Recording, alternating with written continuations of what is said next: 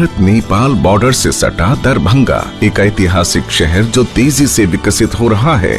उत्तरी बिहार का ये शहर सांस्कृतिक एवं सर्वधर्म समभाव को संजोए है। 8 नवंबर 2020 को रीजनल कनेक्टिविटी स्कीम उड़ान के तहत इस शहर को हवाई मार्ग से जोड़ा गया। एयरपोर्ट्स अथॉरिटी ऑफ इंडिया द्वारा निर्मित दरभंगा सिविल एनक्लेव व्यस्ततम RCS एयरपोर्ट बनने की ओर अग्रसर है। दिन की 3 उड़ान अब 6 उड़ानों तक पहुंच गई हैं, जो इस शहर को दिल्ली, मुंबई, बेंगलुरु और अहमदाबाद जैसे महानगरों से जोड़ती है।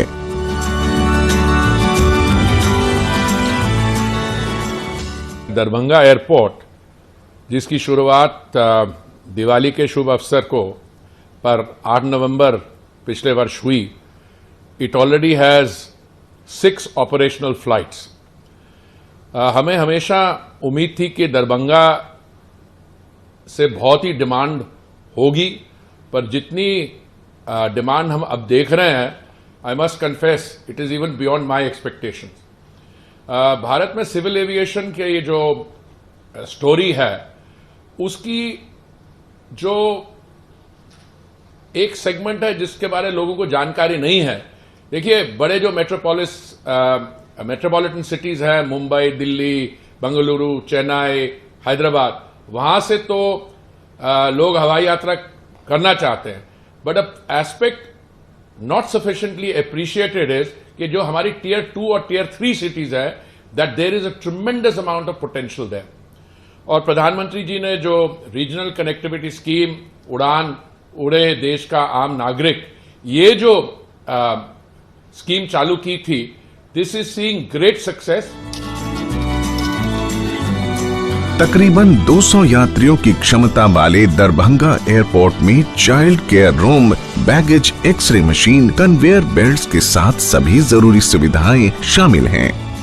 एयरपोर्ट पर एयरबस 320 प्रकार के 2 विमानों की पार्किंग की व्यवस्था है। इसके साथ ही टर्मिनल बिल्डिंग को क्षेत्रीय लोक कला मधुबनी पेंटिंग से स्थानीय पहचान दी गई है। इस एयरपोर्ट के शुरू होने से बिहार के करीब 17 जिलों के यात्रियों को लाभ होगा।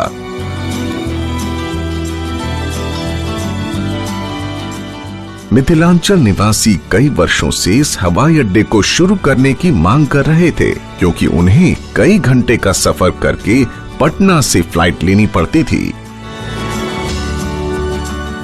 Earlier we used to come to Patna, and then from there it was a 3 to 4 years hassle. It was quite a traffic and all. But this Darbhanga airport is literally blessing for us. It's like generally we are from Muzaffarpur, so it takes like 45 minutes and all to reach there. It's quite a comfortable. There is no traffic, no hassle. It's very peaceful, so it's literally blessing. पहले पटना जाना पड़ता था, तो कभी कभी जाम में फंस जाते थे, बहुत समय लगता था, एक पूरा दिन निकल जाता था। अब है कि हम लोग 1 घंटे 2 घंटे में बस प्लान करके आ सकते हैं। एक लगता है कि हाँ, घर के बगल में ही आ रहे हैं, जा रहे हैं, तो बहुत हेल्पफुल है लोगों के लिए। कोरोना महामारी के चलते दरभंगा एयरपोर्ट पर सभी जरूरी प्रोटोकॉल्स को फॉलो किया जा रहा है।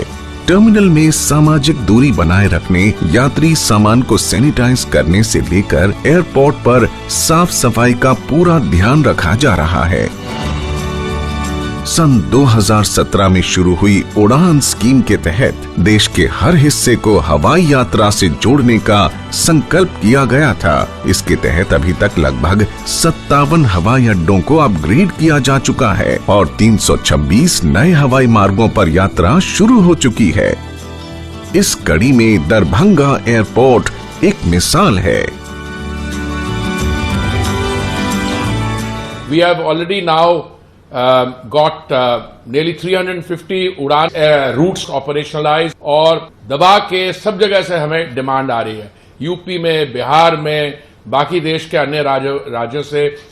दरभंगा के बारे में आपको जानकारी देना चाहता हूं कि ये जो मिथिलांचल रीजन है, दरभंगा, सरसा, सीतामढ़ी, मोतिहारी, मुजफ्फरपुर, ये दरभंगा एयरपोर्ट जो है, ये 17 जो डिस्ट्रिक्ट्स हैं उनको केटर करेगा। और पिछले वर्ष जब मैं वहां गया था और मैंने फिर देखा, और उसी समय हमने निर्णय ले लिया था कि हमको एयरपोर्ट का सिविल